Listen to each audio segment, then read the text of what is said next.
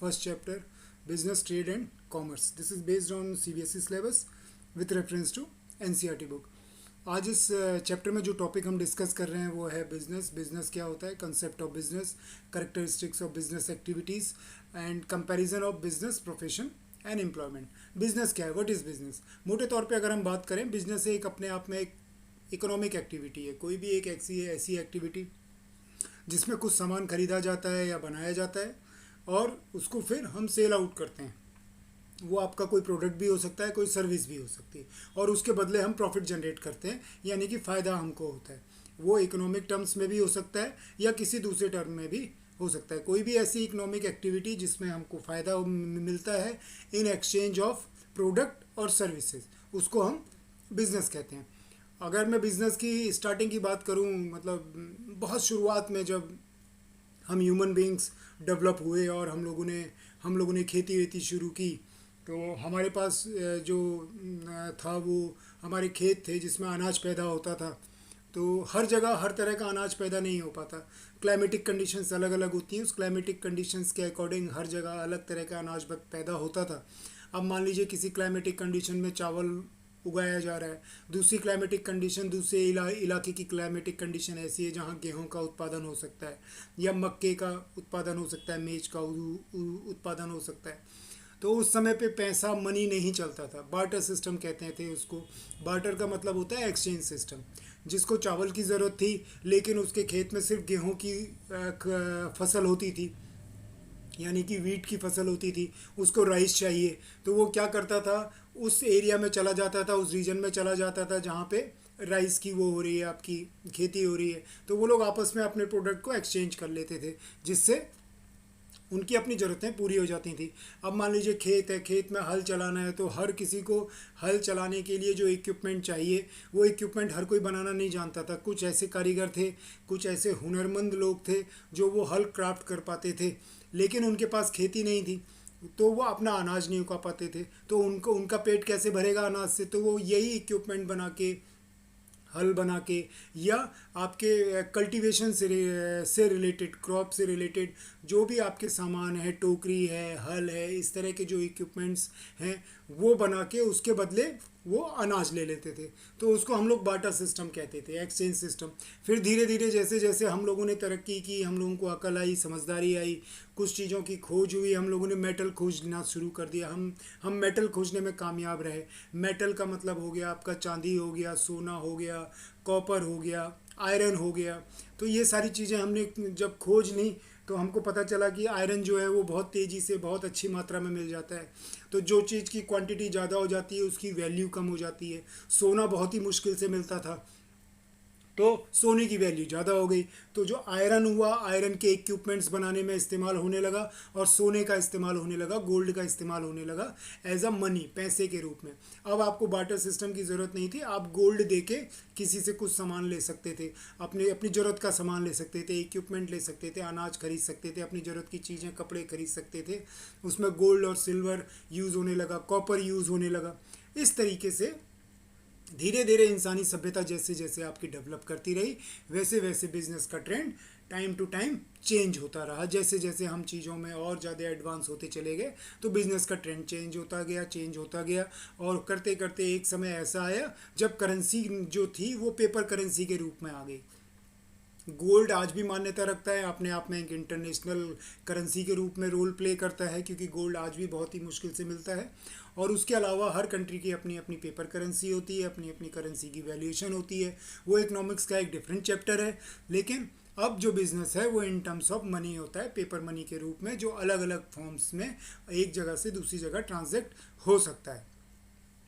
Right. तो business क्या है? बिज़नेस वो एक्टिविटी है जिसमें कि कुछ सामान बनाया जाता है या सामान खरीद के फिर आगे बेचा जाता है. वो प्रोडक्ट भी हो सकता है, वो सर्विसेज भी हो सकती हैं, और उसके बदले हम प्रॉफिट जनरेट करते हैं, और वो प्रॉफिट जहाँ पे जनरेट होता है उस एक्टिविटी को हम बिजनेस एक्टिविटी कहते हैं. तो all of the activities included in the production and sale of goods and services में बी क्लासिफाइड एज बिजनेस. ये कहा है मिस्टर WR स्पीजल ने. उन्होंने क्या कहा है कि वो सारी एक्टिविटीज़ जिसमें या तो हम प्रोडक्ट बनाते हैं और सेल करते हैं. सेल करते हैं वो प्रोडक्ट भी हो सकता है, सर्विसेज भी। प्रोडक्ट का मतलब सामान हो सकता है फिजिकल फॉर्म में, टेंजिबल फॉर्म में, इनटेंजिबल फॉर्म में सर्विसेज हो सकती हैं। जैसे आप एक डॉक्टर के पास जाते हैं तो डॉक्टर आपको सलाह देता है, आपको एडवाइस करता है, आपको रिकमेंडेशंस देता है, तो वो क्या हुआ, वो सर्विसेज हुई। आप एक चार्टर्ड अकाउंटेंट के पास जाते हैं तो चार्टर्ड अकाउंटेंट क्या करता है, आपको सलाह देता है फाइनेंशियल इश्यूज पर। आप एक टीचर के पास जाते हैं तो टीचर आपको पढ़ाता है, शिक्षा देता है। वो इंटेंजिबल चीज़ें हैं, तो वो हो गई सर्विसेज आपकी, राइट। तो सेल of goods या services and may be classified as business. Business may be defined as a human activity directed towards producing and acquiring wealth through buying and selling of goods. ये कहा है mister LH हेने ने। उनके according क्या है, business को हम इंसान की वो सारी एक्टिविटीज़ को बिजनेस कह सकते हैं जिसमें प्रोड्यूस किया जाता है या एक्वायर की जाती है वेल्थ, मतलब संपत्ति, सामान को खरीदने और बेचने से। सामान जो खरीदते हैं और उसके बाद उसमें कुछ अपना प्रॉफिट मार्जिन जोड़ के बेचते हैं, उससे जो हम संपत्ति इकट्ठी करते हैं, वो सारी एक्टिविटीज़ जो ह्यूमन एक्टिविटीज़ हैं उनको बिजनेस आप कहते हैं। बाय मिस्टर स्टेफनसन ने क्या कहा है, the regular production or purchase and sale of goods undertaken with an objective of earning profit and acquiring wealth through the satisfaction of human wants. The regular business के characteristic में हम पढ़ेंगे कि ये अपने आप में एक रेगुलर एक्टिविटी है, वन टाइम एक्टिविटी नहीं है। बिजनेस वो एक्टिविटी है जो लगातार की जाती है, रेगुलर बेसिस पे की जाती है। द रेगुलर प्रोडक्शन और परचेज, या तो आप सामान प्रोडक्ट को बनाते हो या आप परचेज करते हो, कहीं से खरीदते हो एंड फिर उसको बेचते हो। वो आपके गुड्स हो सकते हैं, प्रोडक्ट्स हो सकते हैं, या आपकी सर्विसेज हो सकती हैं, जिसको हम गुड्स कहते हैं। Undertaken with an objective of earning profit, यानी कि हम इस मोटिव के साथ बेचते हैं कि हम उसमें प्रॉफिट कमाएंगे, यानी कि फ़ायदा कमाएंगे। एंड एक्वायरिंग वेल्थ थ्रू, और एक्वायर करेंगे यानी कि हासिल करेंगे, वेल्थ मतलब संपत्ति, through the satisfaction of human wants. कहने का मतलब ये है कि जो भी प्रोडक्ट आप खरीद रहे हैं और बेच रहे हैं, उसमें बिजनेस में एक करेक्टरिस्टिक ये भी आता है कि उससे जिसको आप बेच रहे हैं, जो सामान खरीद रहा है, उसको सेटिस्फैक्शन मिलना चाहिए। कहने का मतलब ये है कि अगर कोई आदमी परफ्यूम खरीद रहा है तो उसको वो खुशबू अच्छी लगनी चाहिए, ह्यूमन सेटिस्फाई होना चाहिए। अगर आदमी कोई फूड खरीद रहा है, कोई खाने की चीज़ खरीद रहा है, तो उसको खा के उसको टेस्ट आना चाहिए और उसकी भूख भी मिटनी चाहिए। तो ये क्या हुई, इंसानी ज़रूरत हुई और वो उस चीज़ को लेकर सेटिस्फाई हुआ। आदमी अगर शू खरीद रहा है तो उसके पैर में फिट होना चाहिए, साथ ही साथ चलते समय कंफर्टेबल होना चाहिए, और ज़मीन में जो भी कंकड़ पत्थर आ रहे हैं वो उसको नहीं चुभने चाहिए। तो ये क्या है, एक जूते का पर्पज़ है। तो वो जूता अगर उस पर्पज़ को पूरा करता है तो इंसान सेटिस्फाई होता है, राइट। तो यानी कि हम जूता बेच रहे हैं जिसमें ह्यूमन सेटिस्फैक्शन भी इन्वॉल्व है, प्रॉफिट भी इन्वॉल्व है, खरीदना भी इन्वॉल्व है, बेचना भी इन्वॉल्व है, साथ में अपने आप में एक रेगुलर एक्टिविटी है और ह्यूमन सेटिस्फैक्शन भी इन्वॉल्व है। ये पूरी एक्टिविटी को हम क्या कहते हैं, बिजनेस एक्टिविटी कहते हैं। तो ये हो गया मोटे तौर पे बिजनेस। अब आता है बिजनेस के कंसेप्ट क्या हैं। बिजनेस में भी defined as an economic activity involving the production और procurement and sale of good और services undertaken with a motive of earning profit by satisfying human needs in the society.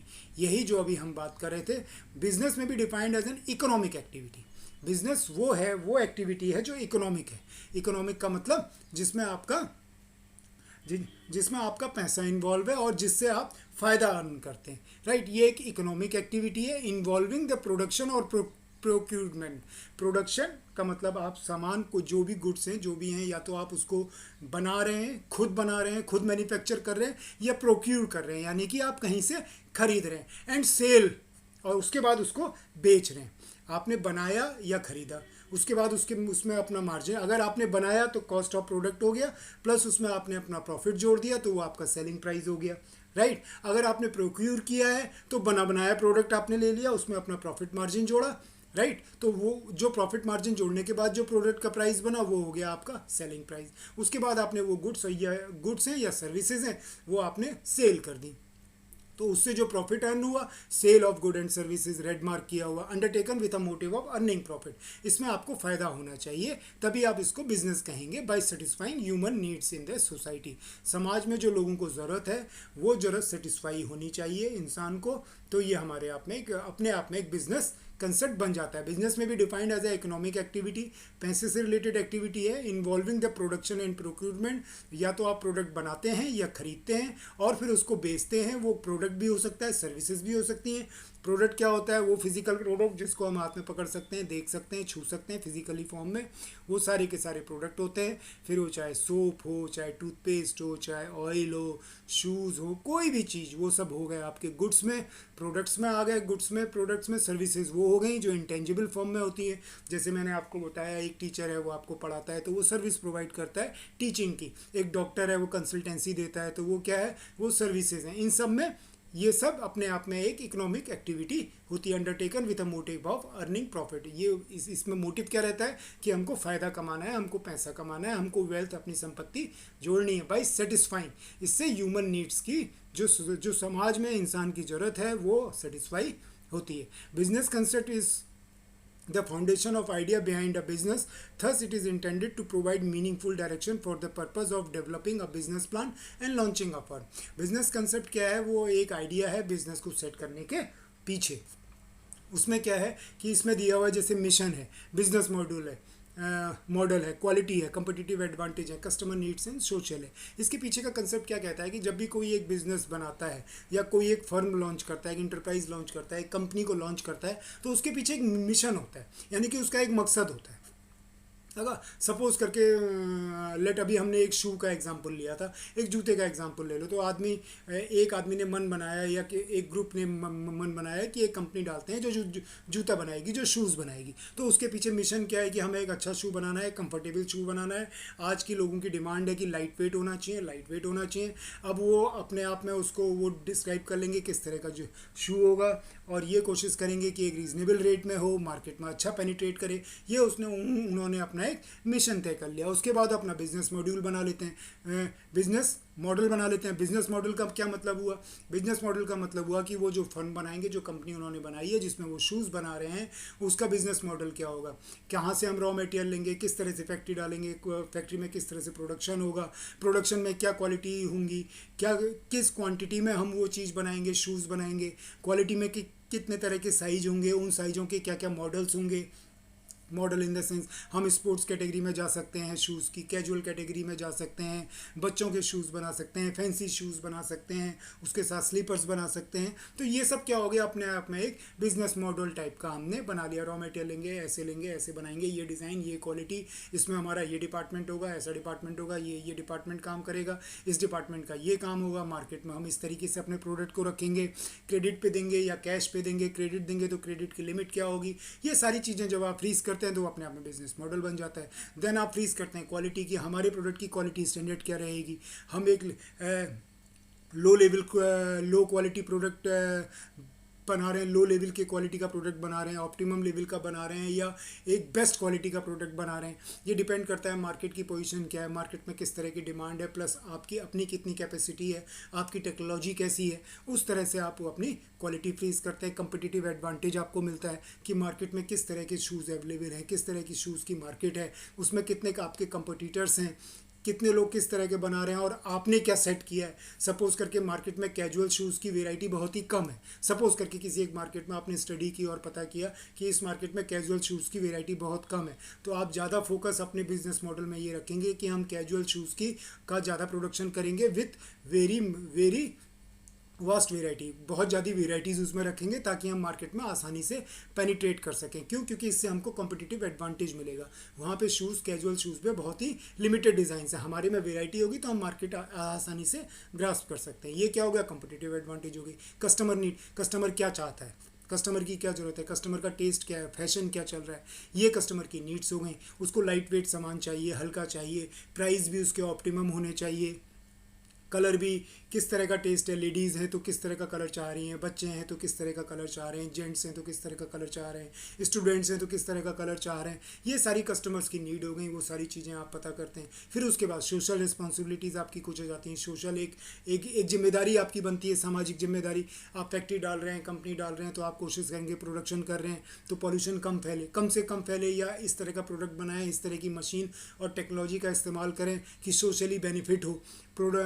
कोशिश करें कि पॉल्यूशन ना के बराबर हो, चाहे एयर पॉल्यूशन हो, चाहे वाटर पॉल्यूशन हो, और ज़्यादा से ज़्यादा एम्प्लॉयमेंट जनरेट हो, उस एरिया के लोगों को ज़्यादा से ज़्यादा एम्प्लॉयमेंट मिले। ये सब सोशल नीड्स हो गई। कल की तारीख में अगर आपकी कंपनी प्रॉफिट बनाती है तो उसमें आप कुछ पैसा आप डोनेशन के रूप में, और भी सामाजिक कार्यों में लगा सकते हैं। तो ये आपके सोशल कंसेप्ट्स हो गए। तो जो बिजनेस है वो बिजनेस, जब आप एक बिजनेस को सेट करते हैं, बनाते हैं, तो उसके पीछे कुछ कंसेप्ट्स, कुछ फाउंडेशनल कंसेप्ट्स आप पहले ही फ्रीज कर लेते हैं, पहले ही मन बना के, इन स्टेप्स का मन बना के आप बिजनेस को लॉन्च करते हैं। तो ये होता है किसी भी बिजनेस के पीछे का कंसेप्ट।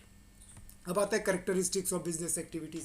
किसी भी बिजनेस एक्टिविटीज़ की करेक्टरिस्टिक्स क्या होती हैं? सिंपल सा, जैसे हमने पहले डेफिनेशंस में पढ़ा, उसी को उसी को वाइपरगेट कर दिया है। एक बिजनेस एक्टिविटी है, उसकी करेक्टरिस्टिक क्या होंगी? सबसे पहले क्या है, वो अपने आप में एक इकोनॉमिक एक्टिविटी है, राइट? यानी कि उससे हम वेल्थ जनरेट करते हैं, वेल्थ इकट्ठी करते हैं, संपत्ति इकट्ठी करते हैं, प्रॉफिट बनाने की कोशिश करते हैं, ज़्यादा से ज़्यादा प्रॉफिट अर्न करने की कोशिश करते हैं। तो ये क्या हुआ? अपने आप में इकोनॉमिक एक्टिविटी हो गई। जब आप प्रोडक्ट खरीदते हैं तो उसमें भी पैसा लगता है, प्रोडक्ट जब आप बेचते हैं तो आप उसमें पैसा मिलता है। प्रोडक्शन और procurement of goods and services, या तो गुड्स और सर्विसेज को आप बनाते हैं या कहीं से प्रोक्यूर करते हैं। यानी कि अगर आपने कंसल्टेंसी फर्म खोली, तो कंसल्टेंसी फर्म में आपने क्या किया? आपने 10 चार्टर्ड अकाउंटेंट रख लिए जो इंडस्ट्रीज़ को फाइनेंशियल इश्यूज़ पे हेल्प करते हैं। एक हॉस्पिटल खोला जिसमें 10, 15, 20 अलग अलग स्पेशलाइजेशन वाले आपने डॉक्टर्स रखे हैं।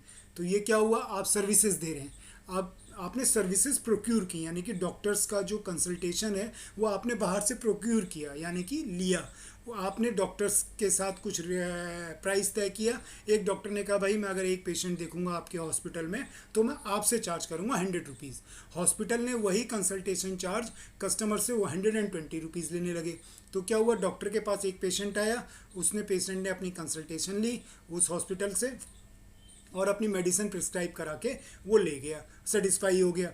हमने डॉक्टर को पे किया है 100 रुपीज़, क्योंकि डॉक्टर ने कहा था मैं आपके एक पेशेंट के बदले 100 रुपीज़ दूंगा, और हॉस्पिटल ने कितना चार्ज किया था उस पेशेंट से? 120 रुपीज़। तो हॉस्पिटल का कितना प्रॉफिट हुआ? 20 रुपीज़ इज़ द प्रॉफिट। तो हमने क्या किया? सर्विसेज को बाहर से प्रोक्यूर किया और फिर हमने उसको सेल कर दिया। इसी तरह गुड्स भी होते हैं। आप गुड्स या तो बाहर से प्रोक्यूर कर लीजिए, आपने बाहर चाइना में आपको पता चला कि फला प्रोडक्ट आपको ज़्यादा अच्छे कम रेट का मिलता है, या किसी और कंट्री में आपको प्रोडक्ट की क्वालिटी अच्छी मिल रही है, रेट कम मिल रहा है, तो in spite of going for the manufacturing आपने वहाँ से इंपोर्ट कर लिया प्रोडक्ट और इंडिया में आके उसमें अपने प्रॉफिट्स को जोड़ के आगे सेल कर दिया। तो ये क्या हुआ? प्रोक्यूरमेंट प्रोसेस हुआ, यानी कि सामान खरीद के अपना प्रॉफिट जोड़ के आगे बेच देना। या इसकी जगह आपने क्या किया? खुद प्रोडक्ट को बनाया, खुद प्रोड्यूस किया। सेल और exchange of goods and services for the satisfaction of human need. उसके बाद जब आपके पास आपने प्रोडक्ट खरीद लिया या बना लिया, उसके बाद आपको उसको बेचना भी जरूरी है। जब आप खरीदोगे, खरीदने के बाद अगर आप बेचोगे नहीं तो वो स्टॉक आपके पास इकट्ठा हो जाएगा, तो आप प्रॉफिट कहाँ से अर्न करोगे? प्रॉफिट आप तभी अर्न करोगे जब आप उसको बेचोगे या एक्सचेंज करोगे। एक्सचेंज का मतलब ये है कि आप किसी एक प्रोडक्ट के बदले भी दूसरा प्रोडक्ट ले सकते हैं। तो उसके बीच में जो आप फ़ायदा कमा रहे हैं वो अपने आप में आपकी एडवांटेज हो जाती है। सेल और exchange of goods and services for the satisfaction of human needs, यानी कि ह्यूमन नीड्स के जो है उसको उसमें सेटिस्फैक्शन भी मिलना चाहिए। जो प्रोडक्ट आपने जिस पर्पस के लिए बनाया है वो पर्पस फुलफिल होना चाहिए। Dealing in goods and services on a regular basis, ये करेक्टरिस्टिक बहुत इंपॉर्टेंट है। बिजनेस कभी भी एक दिन का या एक बार का स्टेप नहीं होता है, ये अपने आप में एक रेगुलर प्रोसेस होता है, राइट? ये रेगुलर लगातार चलने वाला प्रोसेस होता है। सिर्फ एक बार प्रोडक्ट बना के बेचने को बिजनेस नहीं कहते, लगातार प्रोडक्ट बनाते रहते हैं और प्रोडक्टों को लगातार बेचते रहते हैं, तो इस एक्टिविटी को हम बिजनेस कहते हैं। प्रॉफिट अर्निंग, जो भी बिजनेस एक्टिविटी इन्वॉल्व होती है उसका मकसद कहीं ना कहीं प्रॉफिट होता ही होता है। आप जो भी प्रोडक्ट बना रहे हैं उसमें अपना प्रॉफिट मार्जिन जोड़ के जब आप आगे बेचते हैं तो आप उसमें प्रॉफिट अर्न करते हैं। अब हर company to company, product to product, company policy, company के रूल्स और रेगुलेशंस और मार्केट की कंडीशंस को देखते हुए margin of profit in terms of percentage अलग अलग प्रोडक्टों में अलग अलग होता है। अनसर्टेनिटी ऑफ रिटर्न, इसमें जो रिटर्न है उसकी जो है वो कभी भी सर्टेन नहीं होता, अनसर्टेन होता है। अनसर्टेन का मतलब फिक्स रिटर्न नहीं होता है। ऐसा ज़रूरी नहीं है कि आप 10 तरह के प्रोडक्ट बना रहे हैं, 10 तरह के शूज़ बना रहे हैं, 10 अलग अलग डिज़ाइन है, तो सब में आपको रिटर्न ऑफ जो है वो सब में बराबर ही मिलेगा। सब में आपको 20% का प्रॉफिट मिल रहा है तो मिलेगा। किसी एक प्रोडक्ट के डिज़ाइन में आपको 20% का प्रॉफिट मिल सकता है, किसी प्रोडक्ट के डिज़ाइन में आपको 40% का भी मार्जिन मिल सकता है, किसी में कम का भी मिल सकता है। तो ये क्या होता है, रिटर्न जो होता है, जो प्रॉफिट होता है वो हमेशा अनसर्टेन होता है। एलिमेंट ऑफ रिस्क हमेशा बना रहता है बिजनेस में, रिस्क हमेशा बना रहता है। एक्सटर्नल एनवायरनमेंट चेंजेस जो हैं, जो एनवायरमेंटल चेंजेस होते हैं, मैं इन्वायरमेंटल जब चेंजेस की बात करता हूँ तो कह रहा हूँ बिजनेस इन्वायरमेंट। बिजनेस इन्वायरमेंट क्या होता है, वो इन्वायरमेंट जो आपके बिजनेस एंटिटी के बाहर फ्लो होता है, जिसके अंदर आपका बिजनेस रन कर रहा होता है। जैसे गवर्नमेंट की पॉलिसीज, आप कोई भी बिजनेस करोगे तो गवर्नमेंट की रूल्स और रेगुलेशंस के अंतर्गत करोगे, प्लस उसका जो टैक्सेशन स्ट्रक्चर है गवर्नमेंट का वो आपको फॉलो करना होगा। तो गवर्नमेंट के रूल्स रेगुलेशन और टैक्सेशन स्ट्रक्चर कभी भी आपके कंट्रोल में नहीं होता, वो समय समय पे बदलता रहता है। तो वो अपने आप में एक रिस्क क्रिएट करता है। हो सकता है किसी प्रोडक्ट में आज की तारीख में टैक्स जो था वो 5% तक, कल गवर्नमेंट ने कहा इस प्रोडक्ट पे आपका जो टैक्स है वो 5 की जगह 15% होगा जी। अब पता चला वो प्रोडक्ट जो है वो आपका as a raw material use होता है आपका फिनिश प्रोडक्ट बनाने के लिए। तो पता चला आपके प्रोडक्ट में अल्टीमेटली 10% का कॉस्ट इंक्रीज हो गया, क्योंकि कल तक ये प्रोडक्ट आप as a input resources 5% tax देके खरीद रहे थे, लेकिन आज आपको 15% टैक्स देना पड़ रहा है। तो आपका आउटपुट जो प्रोडक्ट हुआ उसकी कॉस्टिंग में 10% का अंतर आ गया। तो ये अपने आप में एक रिस्क एलिमेंट होता है। अचानक क्या हुआ कि फैशन चेंज हो गया, ट्रेंड चेंज हो गया, या किसी कारण से कुछ चीज़ें गवर्नमेंट ने बिल्कुल बंद कर दी, ये प्रोडक्ट अब मार्केट में नहीं आएगा, बंद हो गया क्योंकि ये नुकसान पहुंचा रहा है। पता चला वही प्रोडक्ट के आप मैन्युफैक्चर हैं, तो आप क्या करेंगे, ये गवर्नमेंट के रूल्स रेगुलेशंस आपकी कंडीशंस में, आपके कंट्रोल्स में नहीं होती हैं। तो एलिमेंट ऑफ रिस्क बिजनेस में हमेशा बना रहता है, क्योंकि फैशन, टेस्ट ये भी हमेशा बदलता रहता है, मार्केट में डिमांड्स हमेशा बदलती रहती हैं। तो ज़रूरी नहीं है कल तक आप 10,000 यूनिट ऑफ अगर शूज़ बेच रहे थे तो ज़रूरी नहीं है कि अगले साल भी आप 10,000 बेच सकते हैं। एलिमेंट ऑफ रिस्क का मतलब होता है कि उसमें रिस्क हमेशा इन्वॉल्व रहता है। हो सकता है कल की तारीख में फैशन चेंज हो जाए, उस शूज़ की डिमांड बहुत ही कम हो जाए, तो आपका क्या होगा, आपकी सेल कम हो जाएगी, सेल कम होगी तो आपके प्रॉफिट्स कम हो जाएंगे। तो एलिमेंट ऑफ रिस्क सब जगह रहता है। ये बिजनेस का अपने आप में एक बहुत ही मोस्ट इंपॉर्टेंट कैरेक्टरिस्टिक आती है। अब आता है कंपैरिजन। कंपैरिजन क्या है, अगर हम बात करें शुरुआत में कि कंपैरिजन ऑफ बिजनेस प्रोफेशन और एम्प्लॉयमेंट, यानी कि कोई एक आदमी बिजनेस कर रहा है और दूसरा आदमी प्रोफेशनल है। प्रोफेशनल वो होते हैं जो सेल्फ एम्प्लॉयड होते हैं, सेल्फ प्रोफेशनल हम कहते हैं। जैसे टीचर्स होते हैं, ये प्रोफेशनल्स हैं। चार्टर्ड अकाउंटेंट हैं, ये प्रोफेशनल हैं, यानी कि अगर ये जॉब कहीं ना भी करें तो सिर्फ अपनी डिग्री और अपनी एक्सपर्टाइज पे खुद अपना काम कर सकते हैं, कंसल्टेंसी देने का। जैसे डॉक्टर्स हैं, डॉक्टर्स हॉस्पिटल में भी जॉब करते हैं, और डॉक्टर्स ऐसे भी हैं जो अपनी खुद की सेल्फ कंसल्टेंसी देते हैं अपनी क्लिनिक खोल के। चार्टर्ड अकाउंटेंट है, चार्टर्ड अकाउंटेंट अपना खुद का काम भी करता है, और अगर वो चाहे तो किसी इंडस्ट्री में as a chartered accountant job भी कर सकता है। वकील हैं, लॉयर्स हैं, लॉयर जो हैं वो लॉयर्स की जो कंसल्टेंसी फर्म है उसमें जॉब भी कर सकता है, और लॉयर चाहे तो अपनी खुद इंडिपेंडेंट प्रैक्टिस भी कर सकता है। ये होते हैं प्रोफेशनल। एम्प्लॉयमेंट क्या हुआ, एम्प्लॉयमेंट सिंपली हुआ आपका जो हम नौकरी करते हैं, जो लोग नौकरी करते हैं उसको एम्प्लॉयमेंट कहते हैं। तो एक बिजनेसमैन, एक प्रोफेशनल और एक एक एम्प्लॉय का क्या क्या कंपैरिजन है, उसको अलग अलग हेड में अगर हम बात करें तो जैसे मोड ऑफ इस्टेब्लिशमेंट है। अगर मान लीजिए 3 अलग अलग लोग हैं, 3 अलग अलग लोगों में से एक आदमी ने बिजनेस सेट किया, दूसरा प्रोफेशनल है, और तीसरा जो है वो एम्प्लॉयमेंट है। तो उसके मोड ऑफ इस्टेब्लिशमेंट में क्या होगा, जो बिजनेस है उसमें जो है कुछ लीगल फॉर्मेलिटीज़ होती हैं, कुछ लीगल फॉर्मेलिटीज़ हैं जो आपको पूरी करनी पड़ेंगी कंपनीज एक्ट के अनुसार। आपको कुछ गवर्नमेंट की फॉर्मेलिटीज़ हैं, बिजनेस शुरू करते समय आपको वो पेपर डॉक्यूमेंटेशन, और कोई भी अगर सिक्योरिटी डिपॉजिट्स वगैरह हैं, कैपिटल इन्वेस्टमेंट्स वगैरह हैं, जो गवर्नमेंट के रूल्स हैं वो फॉलो करते हुए आप अपने बिजनेस को स्टार्ट कर सकते हैं। अब मोड ऑफ इस्टेब्लिशमेंट में प्रोफेशन में क्या आएगा, प्रोफेशन क्या है, उसी के कंपैरिजन में आपको कंपनीज एक्ट के अनुसार काम ना करके कंपनी को इस्टेब्लिश नहीं करना है, बल्कि प्रोफेशन में क्या होगा कि अगर आप मान लीजिए वकील हैं, तो वकील है तो बार एसोसिएशन की आपके पास मेंबरशिप होनी चाहिए, आप उसमें रजिस्टर्ड होने चाहिए। चार्टर्ड अकाउंटेंट है तो चार्टर्ड अकाउंटेंट जो आपका ऑर्गेनाइजेशन है जो आपको ऑथराइज़ करती है इस प्रैक्टिस को शुरू करने के लिए, उसमें आपको होना चाहिए। अगर आप डॉक्टर हैं तो मेडिकल एसोसिएशन के आप मेंबर होने चाहिए, वहाँ से ऑथराइज होने चाहिए, वहाँ से आपको एक नंबर दिया जाएगा जो ये प्रूव करता है कि आप एक ऑथराइज डॉक्टर हैं और अपनी सर्विसेज कर सकते हैं। इसी तरह जो एम्प्लॉयमेंट है, अगर आप एक एम्प्लॉई हैं तो आपको अपॉइंटमेंट लेटर मिलेगा। तो ये क्या हो गया, मोड ऑफ इस्टेब्लिशमेंट हो गया। Nature of work, nature of work कैसा होता है कि बिजनेस में क्या होता है कि हम गुड्स और सर्विस को पब्लिक में खरीदते और बेचते हैं बीच में, ठीक है। और प्रोफेशन में क्या होता है कि हम अपनी जो हमारी एक्सपर्टाइज है, जिस क्षेत्र में हमारी एक्सपर्टाइज है उसकी सर्विसेज हम प्रोवाइड करते हैं। और एम्प्लॉयमेंट में क्या होता है, एम्प्लॉयमेंट में जो भी आपकी सर्विस है, जिस तरह का आपका काम है, जो आपका जिस काम के लिए आपको नौकरी पे रखा गया है वो काम आपको करना पड़ता है। क्वालिफिकेशन क्या है, बिजनेस चलाने के लिए कोई बहुत ज़्यादा प्रोफेशनल क्वालिफिकेशन की ज़रूरत आपको नहीं पड़ती है, जबकि प्रोफेशन में आपको एक एक्सपर्टाइज एक सर्टेन एरिया में होना पड़ता है। डॉक्टर्स को एमबीबीएस करना पड़ता है, चार्टर्ड अकाउंटेंट को सीए का कोर्स करना पड़ता है, लॉयर्स को एलएलबी करनी पड़ती है। तो ये इनके लिए प्रिस्क्राइब्ड कोर्सेज हैं, राइट। जबकि एम्प्लॉयमेंट में क्या होता है, एम्प्लॉयमेंट में भी आपको पढ़ाई करनी पड़ती है, पढ़ाई की ज़रूरत पड़ती है, क्वालिफिकेशन और ट्रेनिंग की ज़रूरत पड़ती है। आपको अपने अंदर कुछ स्किल्स डेवलप करनी होती हैं as per the job requirement, right. और इसके बाद आता है आपका रिवार्ड और रिटर्न। रिवार्ड और रिटर्न किस तरह का होता है, रिवार्ड और रिटर्न बिजनेस में जो आप प्रॉफिट कमाते हैं वो आपका रिवार्ड होती है या आपकी अर्निंग होती है। प्रोफेशन में क्या होता है, जो आपकी डॉक्टर को जो प्रोफेशनल कंसल्टेंसी फीस आप देते हैं, वकीलों को जो देते हैं, जो आप टीचर्स को देते हैं, वो क्या हो गई, उनकी प्रोफेशनल फीस हो गई। एम्प्लॉयमेंट में उसी को हम क्या कहते हैं, सैलरी एंड वेजेस कहते हैं। कैपिटल इन्वेस्टमेंट, बिजनेस शुरू करने में आपको इनिशियली कैपिटल लगानी पड़ती है, यानी कि पैसा लगाना पड़ता है। और जो प्रोफेशन है, प्रोफेशन में भी आपको थोड़ा बहुत पैसा लगाना पड़ता है अपना खुद का इंफ्रास्ट्रक्चर डेवलप करने के लिए। इनिशियल अमाउंट में आपको थोड़े से पैसे की ज़रूरत पड़ती है, बिजनेस में बहुत पैसे की ज़रूरत पड़ती है, और एम्प्लॉयमेंट में आपको अपनी तरफ से कोई पैसा नहीं लगाना पड़ता। रिस्क क्या रहता है आपका, कैपिटल इन्वेस्टमेंट के बाद आ गया आपका रिस्क।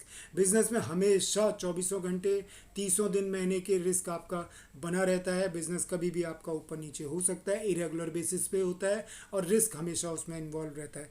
जबकि जो आपका रिस्क है वो काफ़ी हद तक कंट्रोल्ड रहता है प्रोफेशन में रिस्क बहुत ज़्यादा नहीं होता, बट कुछ हद तक, कुछ लिमिट्स तक रिस्क फिर भी होता है, बट बहुत ही कम होता है। और जो आपका एम्प्लॉयमेंट है, एम्प्लॉयमेंट में जो रिस्क है वो, क्योंकि आपको रेगुलर सैलरी मिल रही है तो आपको टेंशन लेने की ज़रूरत नहीं पड़ती है। तकरीबन रिस्क ना के बराबर होता है, और होता भी है तो आप उसको कह सकते हैं नेग्लिजिबल होता है। अब आ जाता है आपका transfer of interest. Transfer of interest का मतलब कि आप जो कमा रहे हैं वो पैसा क्या कल की तारीख में आप किसी को ट्रांसफ़र कर सकते हैं, या वो चीज़ ट्रांसफ़र हो सकती है। तो बिज़नेस में कुछ लीगल फॉर्मेलिटीज़ हैं, वो फॉर्मेलिटीज़ करके आप बिज़नेस किसी को ट्रांसफ़र कर सकते हैं। प्रोफेशन में ये पॉसिबल नहीं है। एक ही डॉक्टर चाहे कि अपने प्रोफेशन को किसी और को हैंड ओवर कर दे तो वो पॉसिबल नहीं है। डॉक्टर सिर्फ अपने लिए ही काम कर सकता है, अपने काम को किसी को ट्रांसफ़र नहीं कर सकता। एक वकील अपने काम को ट्रांसफ़र नहीं कर सकता, एक चार्टर्ड अकाउंटेंट अपने काम को ट्रांसफ़र नहीं कर सकता। इसी तरह जो एम्प्लॉयमेंट है वो भी आपका ट्रांसफ़र नहीं हो सकता कि आप चाहो कि आप नौकरी करते करते दूसरे को ट्रांसफ़र कर दो अपनी नौकरी, ये पॉसिबल नहीं होता। कोड ऑफ कंडक्ट, बिजनेस में तकरीबन कोड ऑफ कंडक्ट, अब रूल्स एंड रेगुलेशंस काफ़ी स्ट्रिक्ट हो गए हैं और आपको कोड ऑफ कंडक्ट फॉलो करना पड़ता है, लेकिन फिर भी इस तरह के कोई प्रिस्क्राइब कोड ऑफ कंडक्ट नहीं है जो बिजनेस में फॉलो होते हैं। मोटिव हमारा रहता है प्रॉफिट अर्न करना। जबकि प्रोफेशनल में प्रोफेशनल कोड ऑफ कंडक्ट्स होते हैं जो आपके अलग अलग प्रोफेशन के अलग अलग तरह के कोड ऑफ कंडक्ट्स बनाए जाते हैं। जैसे अगर आप लॉयर हैं तो लॉयर के बार एसोसिएशन ने कुछ कोड ऑफ कंडक्ट बना रखे हैं। आप डॉक्टर्स हैं तो आपके आईएमए वालों ने, इंडियन मेडिकल एसोसिएशन वालों ने कुछ कोड ऑफ कंडक्ट्स बना रखे हैं। आप अगर टीचर हैं तो टीचिंग एसोसिएशन वालों ने आपके कुछ कोड ऑफ कंडक्ट्स बना रखे हैं। तो वो कोड ऑफ कंडक्ट्स आपको फॉलो करने पड़ते हैं। अब अगर आप एम्प्लॉयमेंट की बात करें तो एम्प्लॉयमेंट में क्या है कि जो आपके एम्प्लॉयर ने, जिसने आपको नौकरी दी है, उसने कुछ रूल्स एंड रेगुलेशंस बना रखे हैं जो आपको फॉलो करने होते हैं। तो ये हो गया हमारा comparison of business, profession and employment. तो ये टॉपिक यहाँ पे ख़त्म होता है। आगे के टॉपिक हम आगे के वीडियो में डिस्क्राइब करेंगे। अगर ये वीडियो आपको अच्छा लगा तो प्लीज़ इसको लाइक कीजिए, सब्सक्राइब कीजिए और शेयर कीजिए। आपका फीडबैक हमारे लिए बहुत इंपॉर्टेंट है। Please keep writing to us. Have a nice time. Bye.